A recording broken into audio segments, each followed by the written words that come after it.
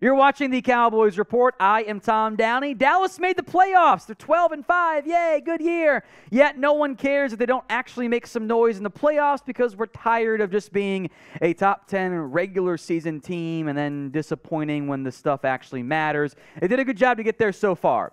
But like many of you, with the trauma and the scar tissue, there are concerns around this playoff team.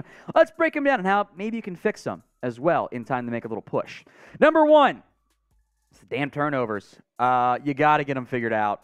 Look, it's fine if you're dropping 35 and throwing a pick a game, whatever. But if you start dropping 24 or 21 and you throw another pick six, well, that's really bad. That's going to kill you. I think we would all agree, and I don't know who would argue otherwise, that turnovers are bad.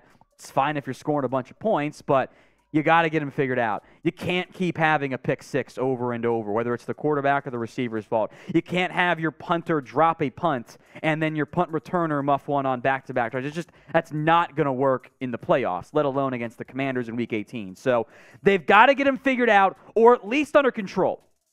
I can maybe live with one. You had 3 against the Commanders, and you've been a turnover-prone team all year, despite your defense getting some good takeaways. You got to get it figured out. I think in the end, that's execution from your quarterback and more. We will be live, of course, for the Cowboys versus Bucs game. We'll have our watch party. We'll be live plenty early for Monday Night Football. Hit that subscribe button, youtube.com/@CowboysTV. Free videos and live watch parties when you guys are subscribed. Number 2, the struggling ground game. And this is something we've talked about the turnovers and the ground game for weeks now, and it has not gotten better. And this is a Cowboys team that, per your head coach, wants to run the football, control the clock, make life easy on your quarterback, make life easy on your defense, win that way, and you can't do it with, to be blunt, this garbage-level ground game. The past month, 4 weeks of running game. Coincidentally, since you're not at Terrence Steele, Ezekiel Elliott has 59 carries in 4 games. It's a pretty good workload. 160 rushing yards, 2.71 yards per carry. Tony Pollard, 35 carries, 113 yards, a 3.23 average. Combined, I'm not including Dak Prescott scrambles. I'm not including the occasional nice Malik Davis run as the third back.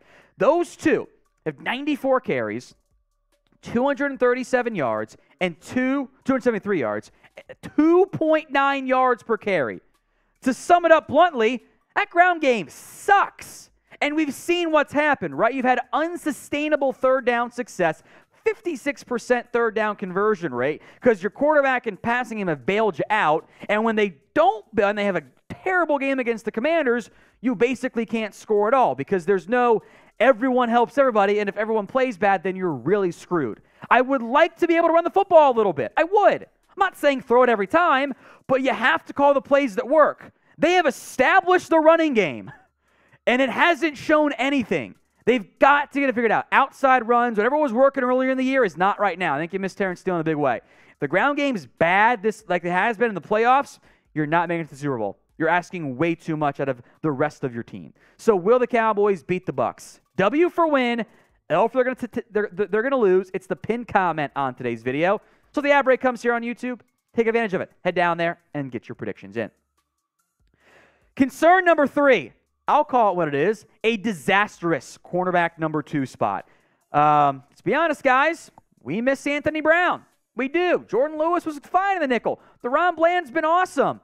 Trayvon Diggs, teams aren't even looking at him. They're like, why throw at Diggs? We can throw at the revolving door of cones at cornerback 2 and have big plays and big success.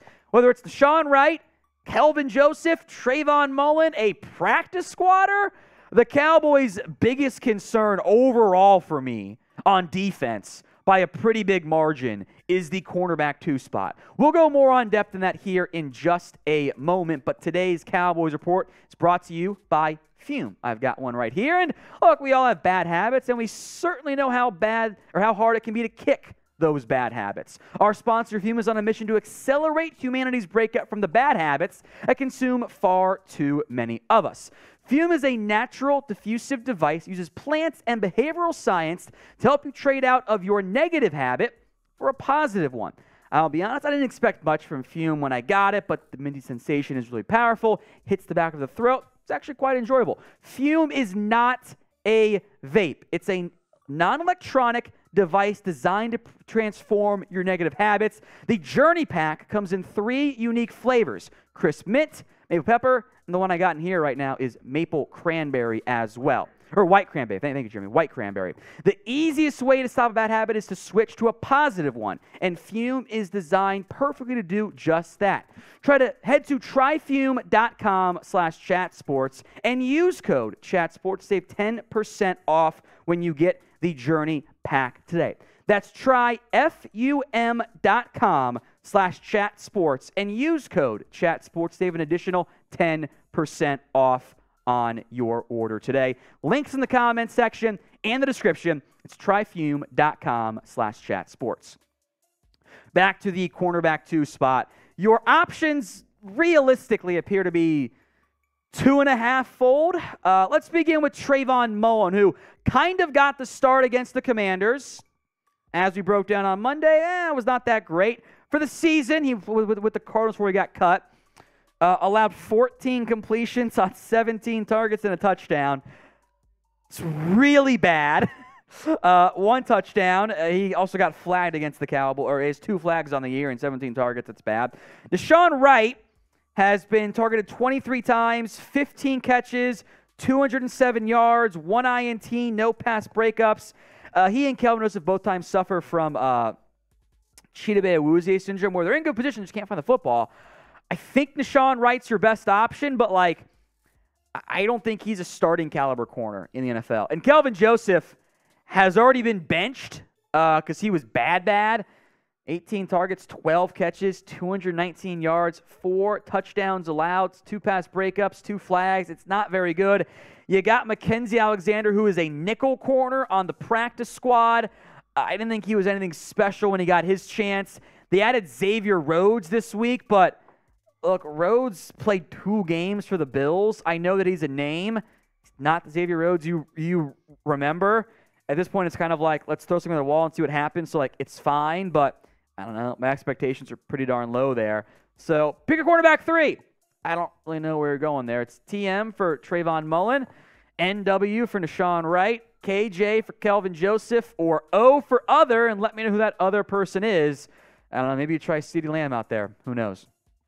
Number 4, this kind of goes into quarterback 2 in a pretty good way. Stopping the big plays. A fun little chart. I don't want to be on screen. No, you're fine, Jeremy, because it kind of blocks it off a little bit. Passing and rushing defense since week 14. So what you want to be is top is good, top right is best. It's based on EPA per play, so expected points added. 90-yard gains are very important, blah, blah, blah. Drop back EPA. Well, you want to be on the right side. Look how far to the left the Cowboys are. They are out there with the Titans and the Falcons and the Panthers. The run defense since week 14 has actually been really good. Only the Bengals and Titans have been better as run defenses than the Cowboys have been since week 14. They've been fine. The passing defense has regressed. The past 3 weeks, explosive plays, 20 yards or more. The Cowboys have allowed 15. That is their worst stretch of the season by a good margin, and they were playing backup QBs, 2 of them making their first career starts. Now they get Brady, who in his first game against the Cowboys had 3 of them. This is not the early season defense. Too many big plays, 3rd down issues galore. The run D hasn't been as bad as it was in the middle part of the year. They've kind of seemed to fix that. You're going to get LVE and Hankins back to make it even better. But the big plays, those downfield shots against your cornerback 2, really a big problem. You're not getting off the fields on 3rd downs. They're hitting too many chunk plays on you. And when you hit chunk plays, it makes life tough on your defense. So which side of the ball, and I think the answers are different than where we were after week 17 and the disaster that was week 18, which side of the ball worries you more? O for the offense, D for the defense. Let me know in the comments section. Number 5, the coaching and the game plan, right? Been down this road before. Can you make adjustments? Can you have your team good to go? I am a believer that, and this is just I think it's more opinion than it is like you can't really measure it as a data or a fact. I am a believer that if everyone plays bad, I think that means the coaching failed you. Whatever you did to get your team ready wasn't right. And you saw it against the Commanders. You kind of saw it against the Niners last year where your ground game was bad, your O-line was bad, your receivers were bad, your quarterback was really bad. Your defense was okay, but they also could not get off the field on third down. Saw it against the Commanders this year, right? Special teams was a disaster. Quarterback was garbage. Ground game was non-existent. Receiving core didn't do anything. Defense was actually fine, but you allowed some big chunk plays again. When everything's bad, I think it's a coaching issue. That's kind of my mindset. So the coaches, Mike McCarthy, Kellen Moore, Dan Quinn, etc., have to do their jobs. And if you come out again and lay an egg again, even though I know every year is different, every team is different, that's all accurate, but I am tired of seeing the same thing. It's why no one trusts this team, because there's a different reason every single year, from coaching to that side of the ball to this position, this player. It's always different, and the result ends up being the same. Things don't go the way they need them to. And if you go one and done again, you got to make a change. I'm not sitting around for another 7 years saying, well, maybe next year the head coach will get it figured out. I'm too impatient. If you can't figure it out this year, you got to make some changes. Even though, to be fair, we know that the front office maybe didn't go all in the way they should have this offseason. Got the hand you're dealt with. It is a good enough hand to beat the Bucs. Do it or go find a new job, Mike.